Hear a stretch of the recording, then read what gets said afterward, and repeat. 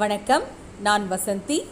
கொஞ்சம் சமையல் கொஞ்சம் தகவலில் இந்த முறை நம்ம நிறைய கோடை காலத்துக்கு பழக்கலவைகள் பழச்சாறுகள் நம்ம பார்த்துட்ருக்கோம். இன்றைக்கி நம்ம அன்னாசி பழம், ஆப்பிள், மாதுளை, பேரிச்சம்பழம் எல்லாம் சேர்த்து ஒரு பழக்கலவை செய்கிறது எப்படின்னு பார்க்கலாம்.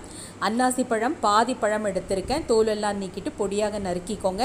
வீட்டில் நமக்கு எத்தனை உறுப்பினர்கள் இருக்காங்களோ அதுக்கு ஏற்ற மாதிரி நீங்கள் பழங்களை எடுத்துக்கலாம்.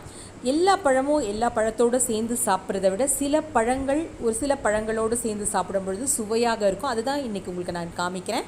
இன்றைக்கி அன்னாசி பழத்தில் இருக்கிற மேங்கனீஸ் சத்து உடலில் இருக்கிற எலும்புகளுக்கு ரொம்ப ரொம்ப உறுதியளிக்கும். அன்னாசி பழத்தை துண்டங்களாக நறுக்கிக்கோங்க. அடுத்து இதில் நம்ம ஆப்பிள் பழம் நம்ம சேர்த்துக்கலாம்.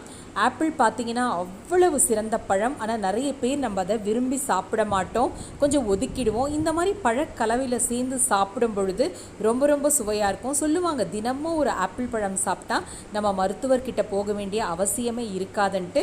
அதையும் தோலெல்லாம் எடுத்து ஏன் தோலோடு சாப்பிடணும்னு சொல்லுவாங்க. ஆனால் இப்போல்லாம் இந்த தோல் மேலே மெழுகு இதெல்லாம் சேர்த்து அந்த பளபளப்புக்கோசரம் விற்கிறதுக்காக, அது கெடாமல் இருக்கிறதுக்காக செய்கிறதுனால நம்ம தோலை கழுவிட்டு தோலை நீக்கிட்டு பொடியாக நறுக்கிக்கலாம். அன்னாசி பழம் உடன் நான் ஒரு ஆப்பிள் பழம் சேர்த்துக்கிறேன்.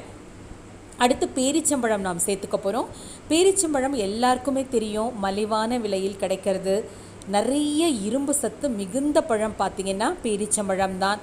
நிறைய பேருக்கு பார்த்திங்கன்னா உடம்பில் ரொம்ப ரொம்ப ரத்த சோகை அப்படின்ற நோயால் அவதிப்படுவாங்க. அந்த மாதிரி இருக்கிறவங்க, குறிப்பாக பெண்கள், நிறைய பேரிச்சம்பழம் தினமுமே ஒரு 5 பேரிச்சம்பழம் சாப்பிட்டால் நம்ம உடம்பில் இருக்கிற ரத்தத்தில் ஹீமோகுளோபின் அளவு நல்லா அதிகமாகும். பேரிச்சம்பழத்தையும் பொடியாக நறுக்கி போடும். நிறைய போடாதீங்க, கொஞ்சமாக போட்டுக்கோங்க. அடுத்த பழம் நான் மாதுளம் பழம் சேர்க்க போகிறேன். மாதுளம் பழம் நிறைய பேருக்கு அதில் இருக்கிற முத்துக்களை உதிர்க்கிறது எப்படின்னு தெரியாமல் கைகளால் வச்சு அதை தனித்தனியாக பிச்சிட்ருப்பாங்க. அப்படி செய்யாமல் அதை நல்லா கழுவிட்டு, மாதுளம் பழம் பார்த்திங்கன்னா அதுவும் நிறைய மருத்துவ குணம் நிறைந்தது. அதுவும் குறிப்பாக பெண்கள் மாதவிடாய் காலங்களில் கட்டாயமாக, அதாவது மாதவிடாய் காலங்கள் மட்டுமே கிடையாது, அந்த மாதிரி பிரச்சனை மாதவிடாய் காலங்களில் நிறைய பேர் ரொம்ப அந்த இரத்தப்போக்கால் ரொம்ப ரொம்ப கஷ்டப்படுவாங்க. அந்த மாதிரி பெண்கள் மாதுளம் பழம் தினமுமே ஒரு பழம் சாப்பிட்டு வந்தால் கண்டிப்பாக அந்த பிரச்சனையிலேருந்து நம்ம வெளியே வரலாம். பாருங்கள், இந்த மாதிரி பாதியாக நீங்கள் அதை நறுக்கிட்டு மேலே ஒரு கரண்டி வச்சு நீங்கள் தட்டினீங்கன்னா அந்த முத்துக்கள் எல்லாம் அழகாக அதில் உதிர்ந்துடும். இப்போ நம்ம இதில் சேர்த்துக்கலாம். மறக்காமல் என்னுடைய காணொலியை பதிவு பண்ணுங்கள், பக்கத்தில் இருக்க மணி மீது அழுத்துங்க. இதில் நான் கொஞ்சம் தேன் சேர்க்க போகிறேன். ஏன்னா தேன் ஒரு அருமருந்து அப்படின்னு சொல்லலாம்.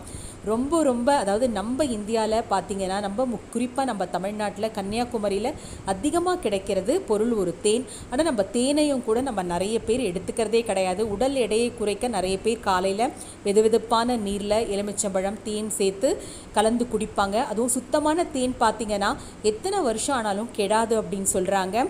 குறிப்பாக இந்த தேன் எந்த பூலேருந்து கிடைக்குது அப்படின்னு பார்த்தீங்கன்னா முருங்கை பூலேருந்து தான் கிடைக்குது.